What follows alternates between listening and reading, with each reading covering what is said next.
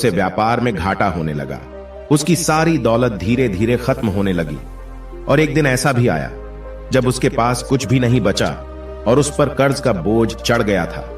परंतु वह निश्चिंत था क्योंकि उसने अपना सारा कर्ज अपने दोस्तों से लिया था। उसने सोचा था कि उसके दोस्त बुरे वक्त में उनके साथ खड़े रहेंगे, लेकिन ऐसा कुछ नहीं हुआ। जैसे ही बुरा वक्त आया, दोस्त पहले उससे कर्ज मांगने लगे। अगर उसने कर्ज नहीं लौटाया तो उन्होंने उसे जान से मारने की धमकी भी दी।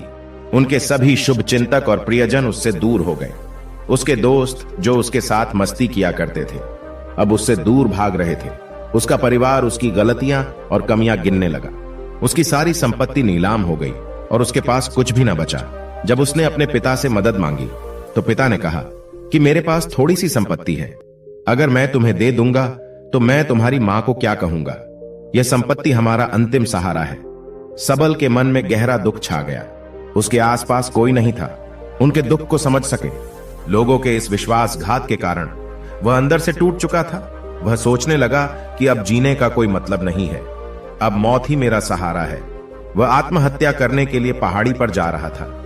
तब उसे याद आया कि उस गुरु ने उससे कहा था, तब मेरे पास आना जब तुम्हारे जीवन में वास्तविक दुख हो। सबल गुरु के पास गया और अपनी सारी व्यथा सुनाई। आंखों में आंसू लिए उसने कहा, हे गुरुदेव, मेरे दुख का निवारण कीजिए।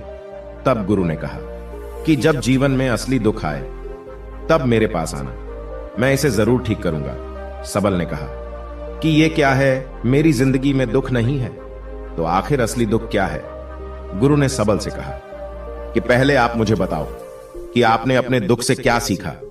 तब सबल ने कहा कि मैंने वह सीखा, जो लोग हमारे जीवन में आते हैं वह हमारी सफलता और प्रगति के कारण वो हमें धोखा जरूर देंगे, क्योंकि बुरे समय में वे हमारे साथ नहीं खड़े होंगे।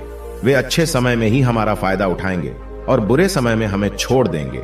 उन लोगों पर ही भरोसा करें जो हमारे बुरे समय में हमारे साथ खड़े रहते हैं। लेकिन ऐसे लोग बहुत कम होते हैं, लेकिन जिनके पास है उन्हें उनकी सराहना करनी चाहिए, उनका अपमान नहीं करना चाहिए। कभी भी किसी के खिलाफ साजिश नहीं रचनी चाहिए। अपना काम ईमानदारी और धैर्य से करें और कभी लालची न बने।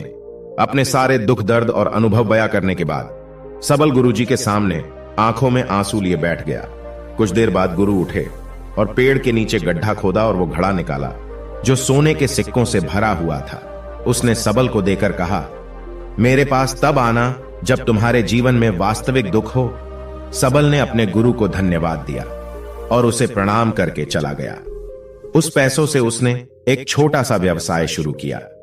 अब वह छोटा व्यापारी बनकर भी खुश था। उसने पूरी लगन और ईमानदारी से कारोबार किया और जल्द ही वह अपने शहर का एक बड़ा व्यापारी बन गया। उसका जीवन सुख सुविधाओं से भरा हुआ था। लेकिन कोई कितना भी अच्छा क्यों ना हो, लेकिन जीवन में दुख आता है। तो सबल के जीवन में भी दुख आया। अपने माता पिता की मृत्यु हो गई। वे दोनों एक ही दिन मर गए। सबल अपने माता पिता से बहुत प्यार करता था, इसलिए उनके निधन से उन्हें गहरा सदमा लगा। अंतिम संस्कार किया गया। उसने अपने माता पिता का शव जलते हुए देखा तो उसका मन बेचैन हो उठा। उसके मन में कई सवाल उठने लगे। वह घर वापस आ गया। उसने अपने माता पिता के घर और संपत्ति को देखा जिसके लिए उनके पिता हमेशा लड़ते रहे। आज वो खाली पड़ा है। जिन्होंने इसकी देखभाल की, इसके लिए लड़ने वाले इस दुनिया से चले गए। उसके पिता ने जो कुछ कमाया वह सब यही रह गया। एक दिन पहले तक उसके पिता मारपीट करते थे किसी के साथ उसकी संपत्ति के लिए। आज वो खुद इस दुनिया से चले गए। उसका मन ऐसे अनेक विचारों में भटक रहा था। वह अंदर से अकेला और डरा हुआ महसूस कर रहा था। वह खाली महसूस कर रहा था। उसे लगा कि कुछ तो है, परंतु वह समझ नहीं सका। इसलिए वह गुरु के पास गया। उसे देखकर गुरु ने कहा, क्या जीवन में कोई दुख है? सबल ने कहा, वैसे तो जीवन में कोई दुख नहीं है, सब कुछ अच्छा चल रहा है, लेकिन आज मेरे माता पिता का देहांत हो गया है।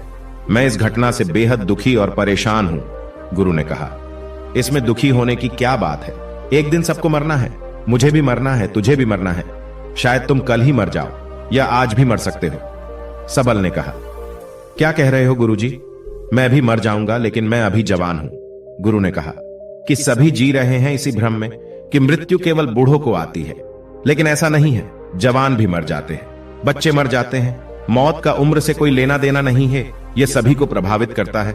गुरु की ये बातें सबल के मन में बैठ गई और वह चुपचाप चला गया। लेकिन उसका मन अभी भी बेचैन था। वह खाली महसूस कर रहा था। वह सारा दिन अपने बारे में ही सोचता रहता कि वह कौन है, वह इस दुनिया में क्यों आया है, इस जीवन का लक्ष्य क्या है। ऐसे कई सवाल उसके दिमाग में लगातार उठ रहे थे, लेकिन उन्हें अपने किसी भी सवाल का जवाब नहीं मिल रहा था और उसका दुख दिन ब दिन बढ़ता ही जा रहा था। इसलिए कुछ दिन बाद वह फिर से गुरु के पास पहुंचा और बोला, हे स्वामी, मैं बहुत दुखी हूं क्योंकि मैं यह नहीं जान पा रहा हूं कि मैं कौन हूं और मैं इस दुनिया में क्यों आया हूं। यह सुनकर गुरु मुस्कुराए और बोले, आज आपके जीवन में पहली बार सच्चा दुख उत्पन्न हुआ है। यह वास्तव में दुख कहलाने लायक है। हम नहीं जानते कि हम कौन हैं, हम क्यों आए हैं। सबल ने अपने गुरु से कहा कि उसकी दुर्दशा दूर करे। गुरु ने कहा कि हम सभी इंसान हैं, जीवन भर संग्रह करते रहते हैं। सबल ने कहा, कोई भी इंसान अपने साथ कुछ भी नहीं ले जा सकता, वह सिर्फ अकेला ही जाता है। मेरे माता पिता भी अपने साथ कुछ भी नहीं लेकर गए। धन संपत्ति वैभव सब कुछ यहां पर छोड़कर गए। गुरु ने कहा, अब मेरी बात ध्यान से सुनो। इस संसार में हमें जो संग्रह करना चाहिए वह हम नहीं करते, बल्कि चीजें हमारे सामने होती हैं, लेकिन हम उन्हें देखने की कोशिश नहीं करते।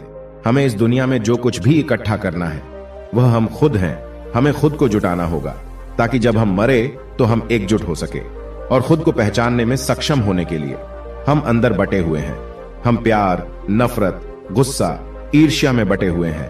क्रूरता, धन, स्थिति, प्रतिष्ठा, सम्मान, पहचान, धर्म, जाति, सैकड़ों हजारों ऐसी चीजों और इच्छाओं में हम विभाजित हैं और टुकड़ों में जीवन जी रहे हैं। इस विभाजन के कारण हमारी चेतना कभी एक नहीं हो सकती।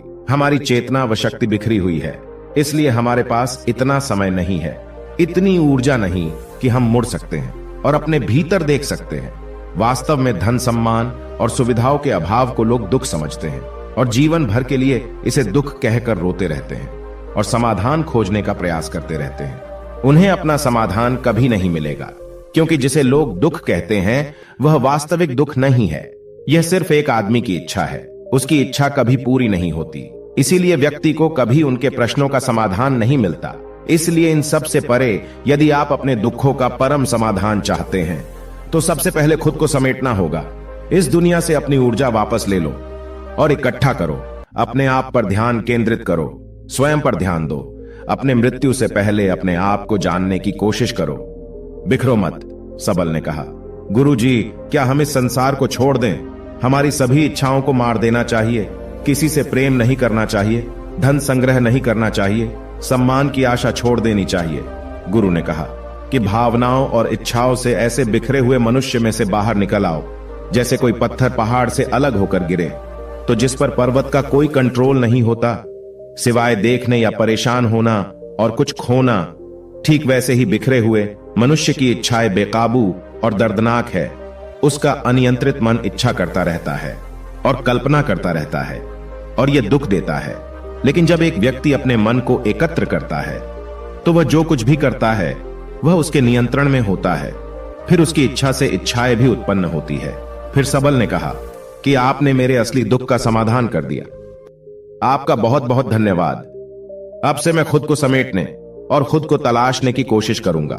गुरु ने कहा कि मानव शरीर में बहुत ऊर्जा और शक्ति है, लेकिन यह फालतू के कामों में बटा हुआ है, बेकार की बातों में लगा हुआ है।